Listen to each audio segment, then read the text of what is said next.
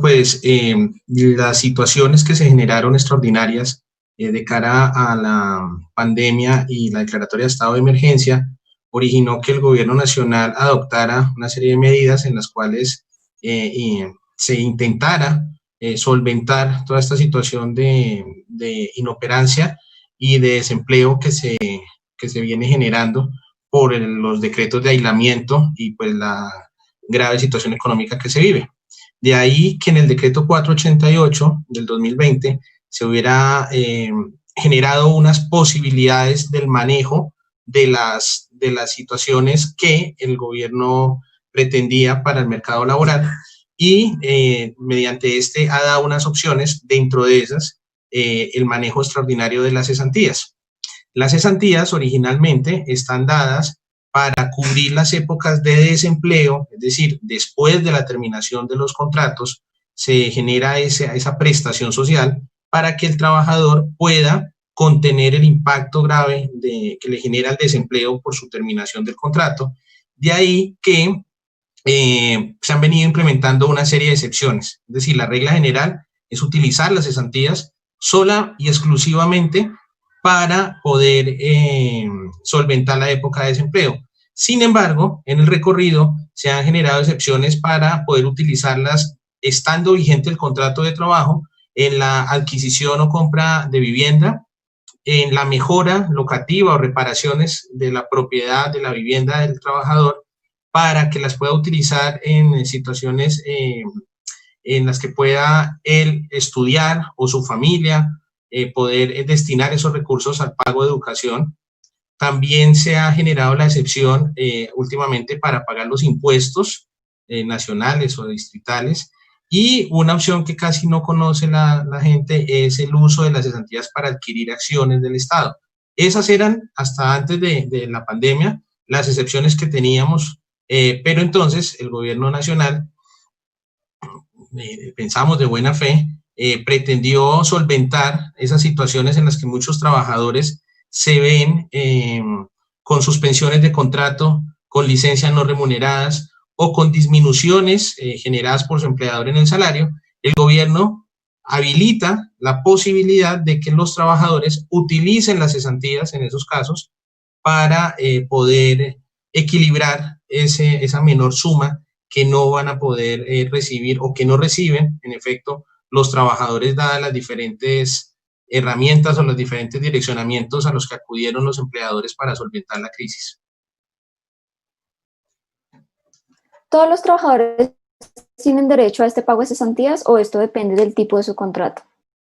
No, indiferentemente de la modalidad contractual, que básicamente va a variar es en cuanto a la duración del contrato, teniendo en cuenta las 4 modalidades del contrato de trabajo, son a término indefinido, término fijo, por obra, labor contratada, o los contratos ocasionales o transitorios. Sin importar la modalidad, todo trabajador tiene derecho al pago de cesantías de acuerdo al tiempo causado en su labor.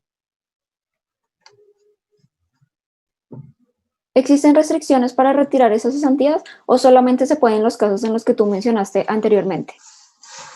Partiendo de, como te mencionaba, la regla general que es a la terminación del contrato, se supone que cuando termina el contrato, el empleador libera una autorización con destino al fondo, a la administradora de fondo de cesantías, para que les sea entregado de manera inmediata ese dinero. En estas 5 excepciones que le mencionaba que se dan durante la relación del trabajo, básicamente siempre va de por medio de la autorización del empleador. Y conforme lo destina el gobierno en el decreto 488, lo que menciona es que no podrá generarse nada más allá de la certificación que emita el empleador donde se constate la disminución salarial o el efecto de la suspensión del contrato. ¿Sería posible retirar todo el dinero que tiene el trabajador ahorrado de una vez o solamente se puede hacer un retiro parcial?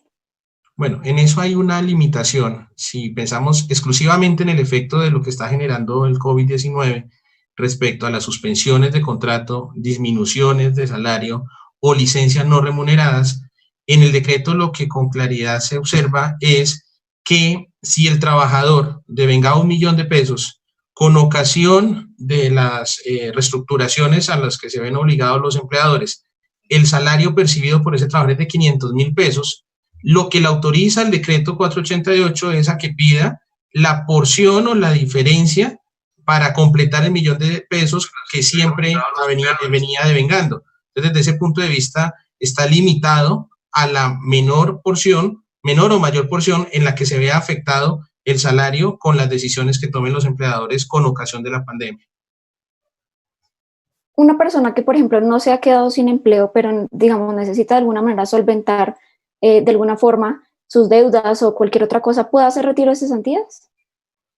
Si se trata de acuerdo o conforme el decreto 488, lo puede hacer si acredita algún tipo de disminución en su salario. Es decir, la suspensión, la licencia no remunerada o las reestructuraciones de salario mantienen vigente el contrato de trabajo, lo mantienen vigente, y allí, en ese efecto, tendría que acreditarse, vuelvo e insisto, por medio de una certificación del empleador que el trabajador ya no está devengando la misma suma de siempre para que el Fondo de Cesantías pueda habilitarle esa porción no recibida como consecuencia del COVID. Ahora, se viene ahorita el tema de las matrículas para mitad de año. Ocurre que muchos trabajadores que pudieron no verse afectados y mantienen ese ingreso salarial, mantienen su dinero, su salario básico percibido, pues podrían generar la petición de las cesantías con destino a la educación de sus hijos, o si de momento hay alguien que aún en esta época pudiera adquirir inmuebles, también podría solicitar sin que la ocasión o la causa sea la disminución del salario por el COVID, sino como una de las excepciones naturales que ya se venían permitiendo respecto al uso y manejo de las cesantías. A ustedes que nos están viendo en vivo, les recuerdo que pueden participar de este consultorio jurídico dejando sus comentarios en Facebook y YouTube. Más adelante el doctor Pérez va a responder algunas de ellas. Doctor, y continuando con el programa, ¿qué deberían saber las personas sobre el decreto que expidió el gobierno sobre cesantías? Además de lo que ya hemos estado hablando, ¿qué más deberían saber? ¿Qué es los puntos claves de ese decreto? Bueno, es que en el decreto, además de las cesantías, se dan unas informaciones sobre la forma en que se pueden disponer hoy en día con el concepto de vacaciones, la obligación que tienen los empleadores de implementar todos los mecanismos posibles, como es el teletrabajo o el trabajo a domicilio, para evitar justamente o el desempleo, la terminación del contrato, o la afectación y disminución de estos contratos.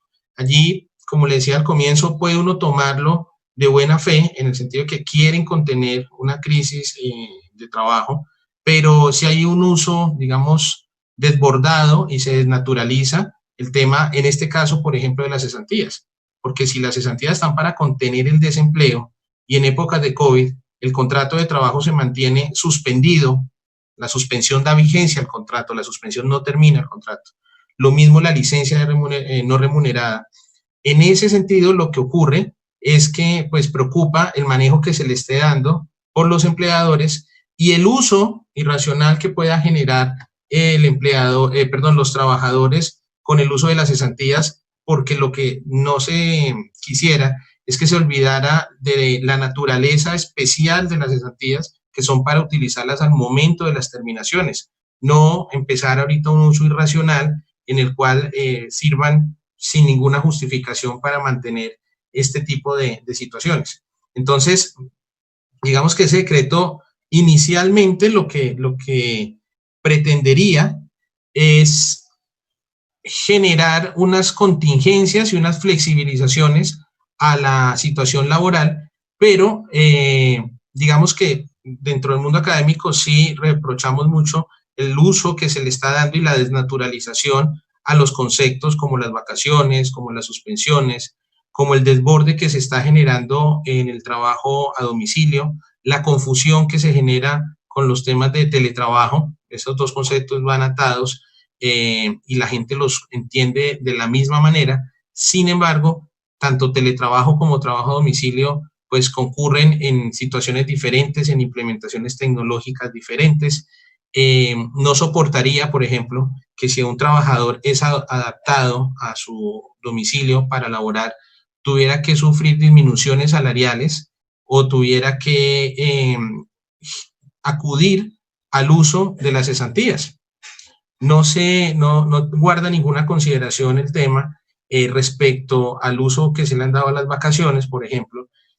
Y entonces, desde todos esos puntos de vista, el decreto 488 trae mucha información, precisándolo el día de hoy con el tema de las cesantías, pero todo al final termina interconectado, porque la gente debe entender que la suspensión del contrato no es la terminación, y el empleador sigue allí obligado a muchos conceptos, obligado a muchos derechos que deben estar claros para las partes. ¿Qué deben hacer, por ejemplo, aquellos trabajadores cuyo contrato fue terminado? Bueno, para aquellos que fue terminado el contrato, existe una posibilidad respecto al subsidio de desempleo. Entonces, en ese sentido, si logran acreditar una afiliación a la caja de compensación durante el término de un año, en los últimos tiempos, pueden entrar a clasificar a ser beneficiarios de un subsidio de desempleo que les va a cubrir la suma de 600.000 pesos mensuales durante el término de 3 meses. Esa es una posibilidad. Además de, obviamente, sí, hacer uso total de las cesantías que se hayan dispuesto o que se hayan consignado por el empleador en el respectivo fondo de cesantías. Digamos, esas son las dos opciones que tienen hoy en día quienes les haya sido terminado el contrato de trabajo. ¿Es posible retirar este dinero antes de que se cumpla el año de trabajo? ¿En las cesantías? Sí, de las cesantías. Claro, a eso le llamamos retiro parcial de cesantías. Retiro definitivo cuando hay terminación del contrato de trabajo, retiro parcial cuando, estando dentro de la vigencia del contrato de trabajo, se generan una de las 5 originales excepciones: compra de vivienda, mejora de la vivienda, educación, impuestos o acciones, y la sexta, excepcional también, temporal, por efectos del estado de emergencia sanitaria. ¿Las cesantías prescriben si no se reclaman? Es decir, si yo a lo largo de 10 años no he reclamado ese dinero, ¿está ahí todavía o ya prescribieron? Bueno, la contabilización que se tiene para que el trabajador reclame sus cesantías ante la jurisdicción, es decir, ante el juez del trabajo, se inicia a contabilizar a partir de la terminación del contrato. Una vez terminado el contrato, 3 años siguientes o hasta los 3 años siguientes tendrá de posibilidad o oportunidad ese trabajador para reclamar su derecho a las cesantías.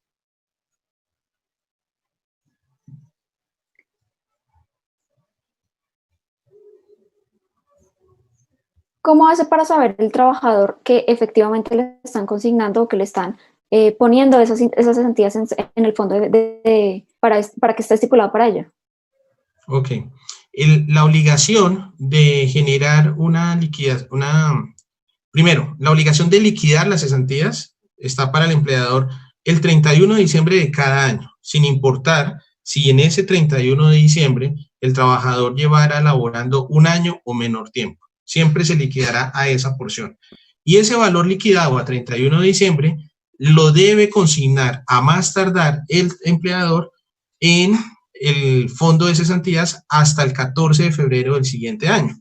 De manera que cuando yo inicio una relación laboral, dentro de la documentación básica que suscribo para afiliarme a Seguridad Social, a Caja de Compensación, va también el formulario en donde yo deseo que sean depositadas mis cesantías. Para eso, pues el mercado ofrece fondos de carácter público, como es el Fondo Nacional del Ahorro, o fondos de carácter privados suscritos a la banca, como son los diferentes fondos que están dentro de la holding o los grupos empresariales financieros que hoy se presentan en el mercado colombiano.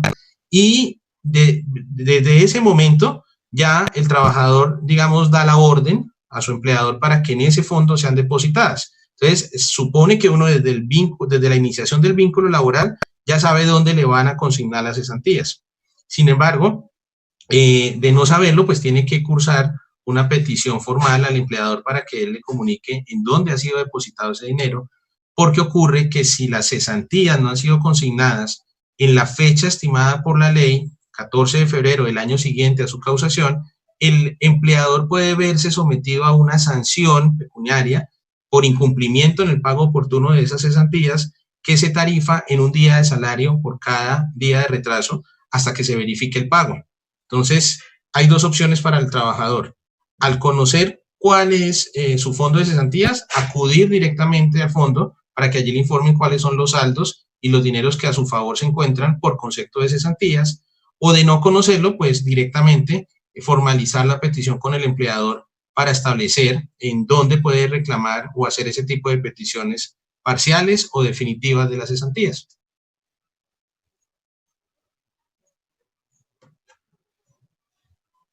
Finalmente, ¿cómo se realiza ese retiro? ¿Qué documentos debe presentar el trabajador para poder realizar este retiro de cesantías?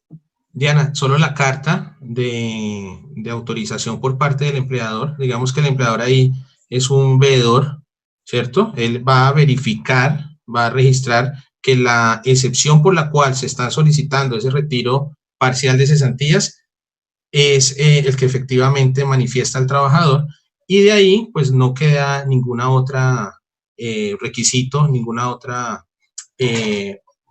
trámite administrativo que pueda imponer el fondo de cesantías, porque pues son dineros del trabajador, eso no son dineros del fondo. El fondo es un simple administrador que los va a salvaguardar para evitar que de pronto el empleador no lo sepa guardar, o para evitar que al ser entregado directamente al trabajador no se le dé la naturaleza para la cual fueron creados. Entonces, desde ese punto de vista, solo bastaría la carta que autorice por parte del empleador.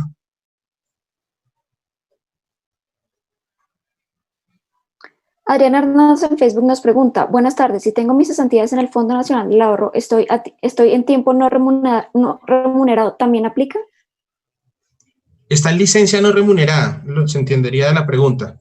Claro, tiene que decirle a su empleador que le genere una certificación donde conste que está vigente en el contrato de trabajo, pero con una licencia no remunerada, y con esa información es suficiente para estar dentro de los beneficiarios, por decirlo así, sin que eso sea un beneficio, pero digamos dentro de los que están adecuados y autorizados por el decreto 488 para, de manera excepcional, generar este tipo de retiros parciales de cesantías. Bueno, doctor David, llegamos al final del programa. Muchísimas gracias por su asesoría. Diana, a usted muchas gracias. Una feliz tarde, que les vaya muy bien. Recuerden ustedes que pueden encontrar información sobre este y otros temas legales de su interés ingresando a eltiempo.com en la sección Justicia o Servicios. Nos vemos en una próxima oportunidad. Que tengan feliz día.